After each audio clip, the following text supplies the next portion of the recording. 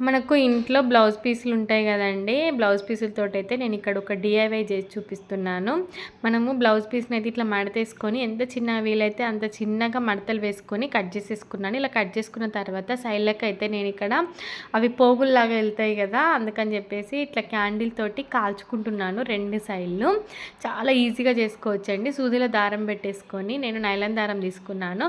Just ఇట్లా కిందికి మీదికి మామూలుగా అసలు కుట్లు రాకపోయినా మనకు కుట్టడం రాని వాళ్ళు కూడా ఈజీగా చేసేసుకోవచ్చు. ఇట్లా కిందికి పైకి కుచ్చుకుంటే మనకు ఒక ఫ్లవర్ లాగా వస్తుందన్నమాట, కుచ్చులు కుచ్చులు. నేను ఇక్కడ 3 కలర్స్ అయితే తీసుకున్నాను బ్లౌజ్ పీసులు. కిందికి అట్లా బోసిగా ఉంటే బాగుండదని చెప్పేసి నా దగ్గర ఈ గంటలు ఉండనమాట. ఆ గంటలైతే కిందికి కట్టేసి పెద్దదే తీసుకున్నాను. నేను మెయిన్ డోర్కి పెడదాము అని చెప్పేసి పెద్దగానే చేశానండి. ఈ 3 కలర్స్ తోటి అయితే చేసుకున్నాను. మెయిన్ డోర్కి అయితే పెడితే ఇలా ఉంది లుక్ అయితే. బాగుంది కదా, నచ్చితే లైక్ చేయండి, సబ్స్క్రైబ్ చేసుకోండి. మీరు కూడా ఒకసారి ట్రై చేస్తే ట్రై చేయండి.